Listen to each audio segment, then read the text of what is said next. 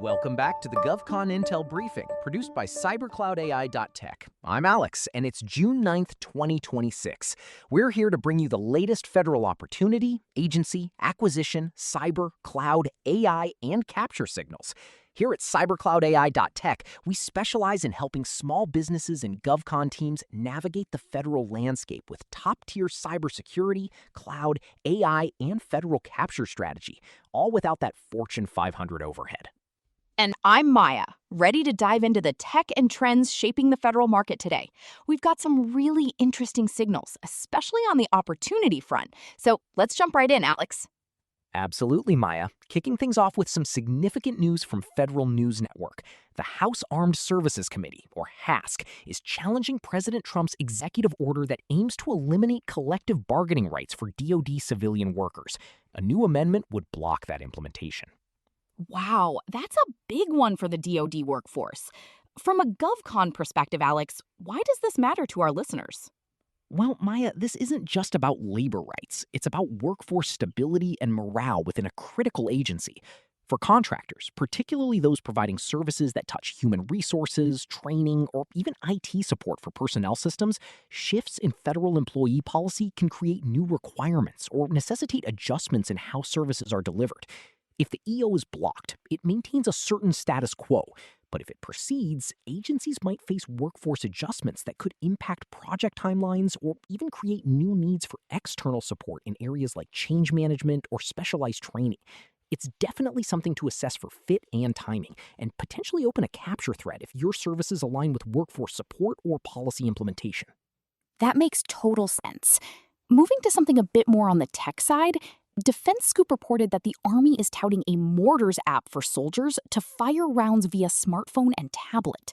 The 82nd Airborne Division apparently adopted it with little training. This is a classic example of bringing consumer-grade usability to the battlefield, isn't it?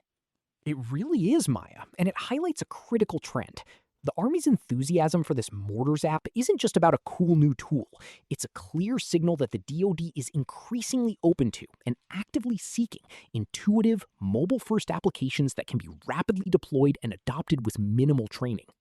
Exactly. It's all about that low-friction adoption. For our GovCon teams, this means if you're developing mobile solutions, especially those with a strong, user-friendly interface, the Army, and likely other branches, are listening. Think about how your cyber-secure mobile apps or rapid development capabilities could translate into similar operational efficiencies.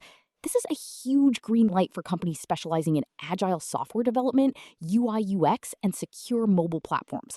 It's not just about the app itself, but the underlying infrastructure and security needed to support such rapid deployments. You could say they're really shell-shocked by how good it is. I knew you'd get a pun in there, Maya. But you're right, it's a huge signal. Speaking of infrastructure, Defense Scoop also reported that DISA, the Defense Information Systems Agency, is set to begin migrating combatant commands to a unified IT network in 2028. This initiative, called CommandNet, aims to break down silos between disparate, geographically isolated networks and replace them with a single IT architecture. Okay, 2028 sounds a bit far off, but for GovCon, that's practically tomorrow, especially for a project of this scale. A unified IT network for combatant commands? That's massive. It is, Maya. While the migration starts in 2028, the planning, architectural design, and vendor selection processes are happening now. This is a multi-year, multi-billion-dollar effort. For companies specializing in large-scale network modernization, cloud migration, cybersecurity for complex architectures, and systems integration, this is a prime long-term opportunity. It's crucial to start engaging with DISA and relevant combatant commands today to understand their specific needs and position your capabilities. This isn't a wait for the RFP situation. It's a get in early and help shape the solution scenario. Absolutely. Early engagement is key for those big fish. And staying with Defense Scoop, another article emphasized zero trust, zero guesswork, securing the defense workforce platform, highlighting why modern human capital management, or HCM, platforms are foundational to workforce security and compliance. This is a critical point, Maya. It connects directly to our discussions about cybersecurity and workforce management. The defense sector is increasingly recognizing that securing the workforce isn't just about firewalls and endpoint protection. It's about integrating zero trust principles into the very platforms that manage personnel data, access, and training. Right, it's about identity, access, and behavior all tied into the HR systems. For our listeners, this means if your company offers zero trust solutions, identity and access management, or secure HCM platform integration, the DoD is actively looking for ways to enhance their workforce security posture. This is a clear signal to assess how your offerings can secure these foundational platforms and ensure compliance. It's a huge area for growth, especially as agencies continue to modernize their HR and talent management systems. Excellent point. And finally, on the opportunity front, FedScoop reported that ICE, Immigration and Customs Enforcement, is continuing its investments in data analysis tools with a renewed Hooster deal. This follow-on contract, with an expected $1 million ceiling, is slated for award toward the end of this year. $1 million might sound small in the grand scheme, but a renewed contract, especially a follow-on, is always a strong signal. It means they like what they're getting. Exactly. For GovCon teams, this tells us a few things.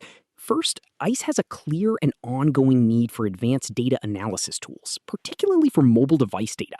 Second, while Hooster has the incumbent advantage, a renewed contract often means there's an opportunity for other vendors to offer complementary or next-generation solutions.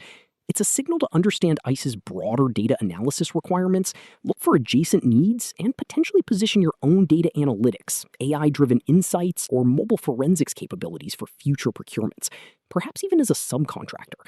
It's a near-term signal to watch closely and assess for fit. Great insights on those opportunities, Alex. Now, let's shift gears a bit and look at some broader agency and market intelligence that's worth keeping an eye on. Definitely. First up, Federal News Network reported that the VA EHR rollout continues with 4 more deployments, expanding the platform's reach to 14 medical centers nationwide. The VA's electronic health record system has been a massive undertaking. 4 more sites mean they're still pushing forward, despite the complexities. They are. For GovCon, this signals continued investment in health IT modernization within the VA. While the core EHR system is being deployed, there are always ancillary opportunities for integration services, data migration, cybersecurity for health data, training, and ongoing support. It's a long-term play, but one with consistent activity. Keep it on your watch list if you're in the health IT space. And speaking of workforce, Federal News Network also detailed OPM's changes for federal employees in schedule policy career. As agencies gear up for implementation, OPM outlined what this means for recruitment, adverse actions, and other personnel policies. This is significant for anyone working with federal agencies on workforce solutions. OPM's policy changes can directly impact how agencies recruit, retain, and manage their talent. Absolutely. For GovCon, this means if you're in HR tech, talent acquisition, training, or even compliance, understanding these OPM changes is crucial. Agencies will need support adapting to new recruitment strategies, developing training programs for new policies, and ensuring their HR systems are compliant. It's a signal to watch for follow-on requirements related to workforce transformation. And a fascinating commentary from Federal News Network warned about the coming AI reckoning, slouching toward vendor lock.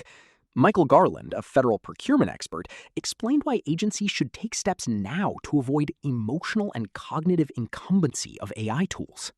This is huge, Alex. It's exactly what we've been talking about with AI adoption. Agencies are eager for AI, but the risk of getting locked into proprietary systems or specific vendors is very real. It is.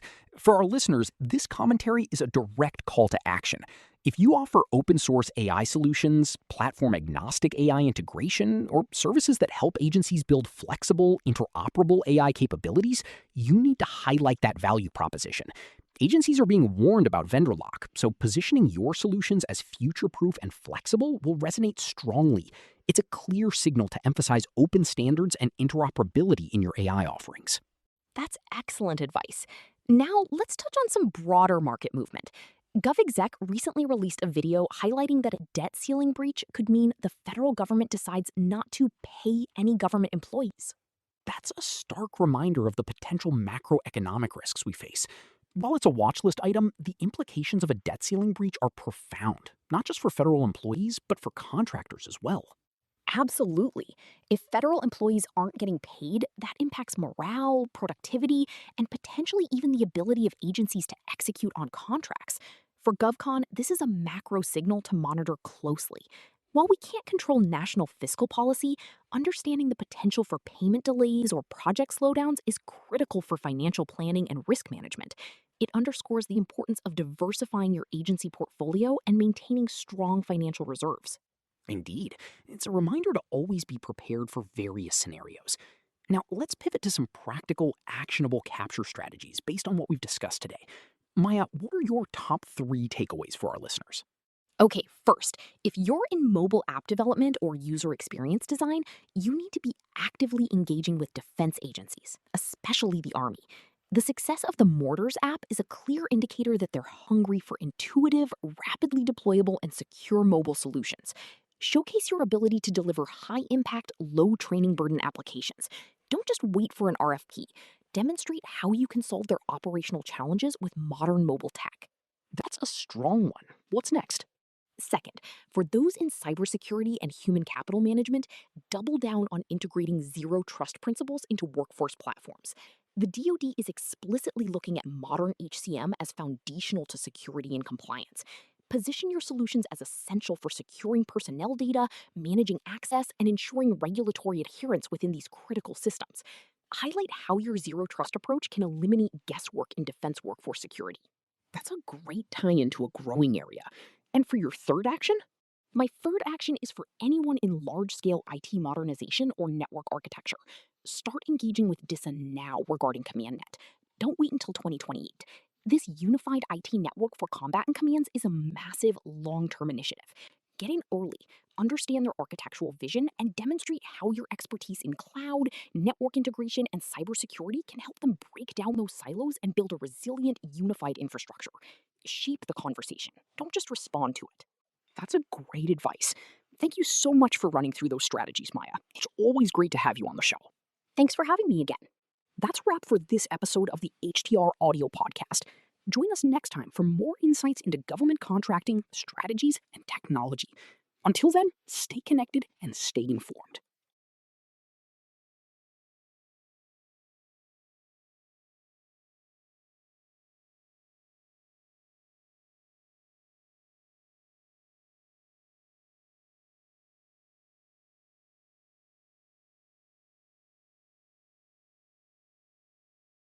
Those are 3 incredibly actionable insights, Maya. To recap, lean into mobile app development for defense, integrate zero trust with HCM platforms, and proactively engage DISA on CommandNet. Excellent advice for our listeners.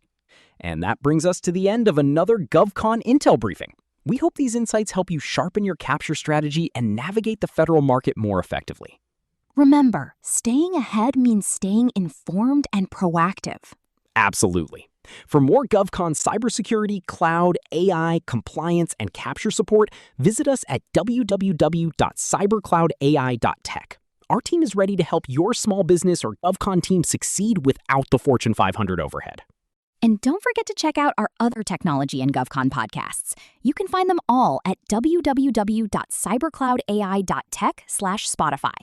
Thanks for tuning in. We'll catch you next time on the GovCon Intel Briefing.